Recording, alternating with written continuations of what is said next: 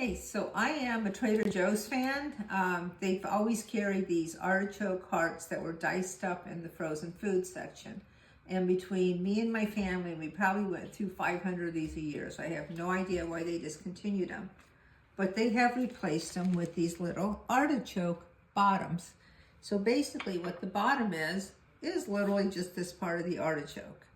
So I'm going to try a different recipe in these. Instead of making it into a soup, I'm going to try and stuff them. I've already eaten about half the bag, so this is just a few of them. What I'm doing is very simple. This is some fresh breadcrumbs. So I just took some bread, ran it through a blender, made some fresh breadcrumbs. I chopped up 2 cloves of garlic. I like that, wow, when you bite into them. So I'm going to use all my garlic. We're going to put in some black pepper. Of course, this is to taste.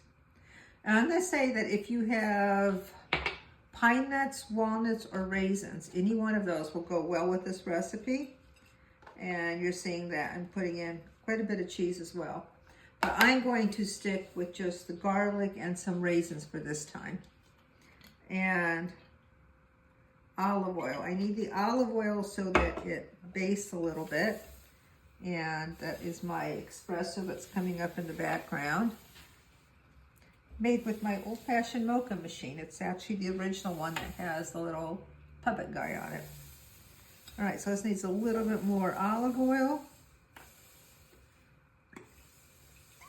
And by the way, when you're cooking, it's not baking, so you don't have to get too worried about exactly what the ingredients are or exactly how stuff needs to be done. You could just kind of put in a little bit more of your favorite, so a little bit less of something that you don't like.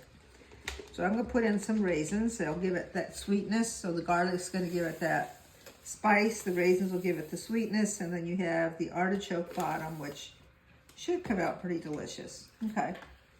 So I'm going to finish mixing these, and then I'm going to go ahead and stuff the bottoms and show you how that looks. And this is messy. So the easier ones are obviously the easiest to stuff. Just put the artichoke bottom in your hand, take the breading, press it down, press it on top of the artichoke. It's okay if it messes out a little bit or comes out. I wouldn't worry about it. I'm gonna put it here. And what I'm going to do is I'm gonna bake those. I'm gonna bake them at about 400 degrees for between 15 and 20 minutes. And then when they're almost done, I'm going to put a little bit of diced tomato sauce on top of it, just to give it the full richness and everything, and I'll show you how they turn out.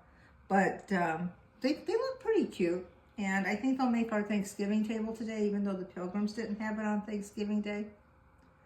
It's okay, we're going to go ahead and put it on there anyway. So let's see how this final product looks in a couple minutes.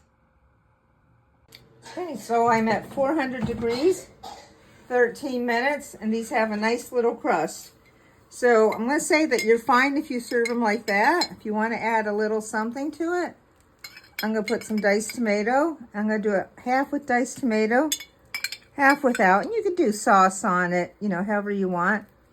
I mean, if you want to really get experimental, even just throw an anchovy on there. That'll spice it up. Okay. So we're going to put these in for 5 more minutes and see how those come out. Here it is, one with the diced tomato, one without. I'll take a bite and let you know which one's best. Diced tomato.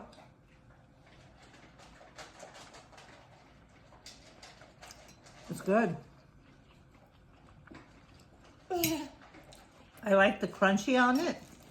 I'm going to tell you that if I had one criticism, I think the artichoke bottom's a little dry, so maybe dip it in olive oil. I like the one without the diced tomato. Tell me what your thoughts are and what variation you would make.